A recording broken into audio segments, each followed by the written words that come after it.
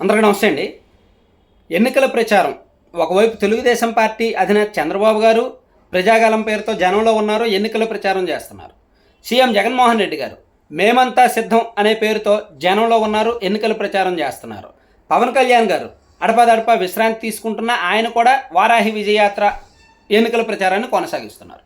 దీనిలో చంద్రబాబు గారు ఇస్తున్న హామీలు, జగన్మోహన్ రెడ్డి గారు ఇస్తున్న హామీలని మనం కంపేర్ చేస్తే జగన్మోహన్ రెడ్డి గారు ఇప్పటి వరకు ప్రత్యేకంగా ఏమీ హామీలు ఇవ్వాల. వాలంటీర్ల వ్యవస్థను కొనసాగిస్తూ ఒక సంతకం పెడతాను, తొలి సంతకం అని చెప్పారు.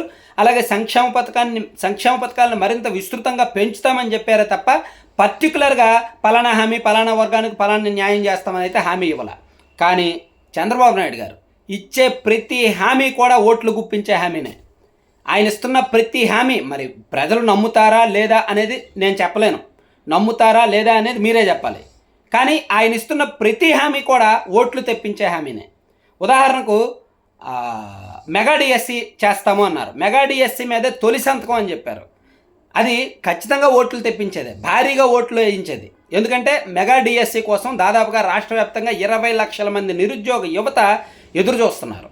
సో వాళ్ళందరికీ కూడా దాని మీద ఆశ పుడుతుంది. ఎంతో కొంత టీడీపీ 2014 నుంచి 19 వరకు టీడీపీ గవర్నమెంట్ ఉన్నప్పుడే 2 సార్లు డిఎస్సీలు ఇచ్చారు, 10,000కు పైగా పోస్టులు భర్తీ చేశారు. కానీ 2019 తర్వాత అధికారంలోకి వచ్చిన వైసీపీ ఇప్పుడు వరకు ఒక్క డిఎస్సీ కూడా పెట్టలేదు. ఏదో ఎన్నికలకు ముందు ఎన్నికల తాయిలం లాగా ఒక డిఎస్సీ పెట్టినప్పటికీ అది ఎన్నికల కోడ్ కారణంగా ఆగిపోయింది. అంటే మెగా డిఎస్సీ పేరుతో హామీ ఇచ్చి డిఎస్సీ ఇవ్వకుండా మోసం చేసింది కాబట్టి వైసీపీ తాము అధికారంలోకి వస్తే మొదటి సంతకం ద్వారానే మెగా డిఎస్సీ నిర్వహిస్తాము అని చెప్పిన టీడీపీని ఖచ్చితంగా నమ్ముతారు. సో జగన్మోహన్ రెడ్డి గారితో పోలిస్తే మెగా డిఎస్సీ విషయంలో చంద్రబాబు గారినే నమ్ముతారు అభ్యర్థులు. కాబట్టి 20 లక్షల ఓట్లు వచ్చినట్టే. ఒక 2-3 లక్షలు పోయినా మిగిలినవన్నీ కూడా ఖచ్చితంగా గుర్తుతారు. ఇక రెండో హామీ పెన్షన్ 4,000కు పెంచుతాం, దివ్యాంగులకు 6,000 పెన్షన్ ఇస్తాం. ఇది కూడా మంచి హామీనే. పెన్షన్ లబ్ధిదారులు ఖచ్చితంగా వాళ్ళకి వేరే ఆధారం ఉండదు. పెన్షన్ తీసుకుంటున్న వాళ్ళలో 90% మంది వేరే వాళ్ళ మీద ఆధారపడే వాళ్ళు లేదా పెన్షన్ మీద ఆధారపడే వాళ్ళు ఎక్కువ మంది ఉంటారు. ముతక ఏ పని చేయలేని వాళ్ళు, దివ్యాంగులు, వీళ్ళందరూ కూడా వీళ్ళకు పెన్షన్ డబ్బులే ఆధారం అవుతాయి. సో వాళ్లకు 1,000 పెంచుతాం, ఇప్పుడు 3,000 వస్తున్న దాన్ని 4,000 చేస్తామని చెప్పడం మామూలు విషయం కాదు. అది కూడా చంద్రబాబు గారు ఇచ్చారు. అలాగే దివ్యాంగులకు 6,000 చేస్తామన్నారు, అది కూడా ఓట్లు గుప్పించే హామీనే. పెన్షన్ లబ్ధిదారుల్లో వ్యతిరేకత వచ్చిందేమో, మొన్న 1వ తేదీన పెన్షన్ రాకపోవడం వలన వైఎస్ఆర్ కాంగ్రెస్ పార్టీ వాళ్ళు చేసిన ప్రచారం వలన ఒక రకంగా టీడీపీ డిఫెన్స్లోకి వెళ్ళిపోయింది. సో ఆ టైంలో చంద్రబాబు నాయుడు గారు పెన్షన్ లబ్ధిదారులకు 4,000 చేస్తాము అనే హామీ మాత్రం మంచిదే, ఓట్లు గుప్పించే హామీనే.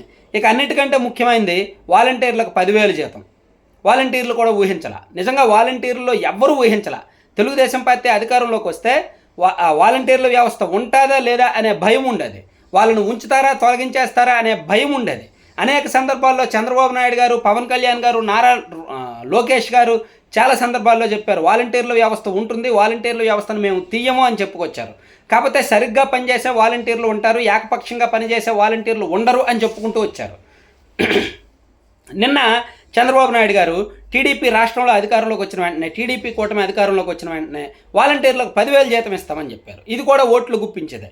దీనివలన వాలంటీర్లతో పాటు వాళ్ళు ప్రభావితం చేసే లబ్ధిదారుల ఓట్లు కూడా, అంటే వైఎస్ఆర్ కాంగ్రెస్ పార్టీ ఎక్కువగా ఆధారపడుతున్న ఓట్లు వాలంటీర్లు, వాళ్ళు ప్రభావితం చేసే లబ్ధిదారుల ఓట్లు, సంక్షేమ పథకాల లబ్ధిదారుల ఓట్లు. సో ఇప్పుడు ఆ లబ్ధిదారుల ఓట్ల మీద వైసీపీ గేమ్ ఆడుతుంది.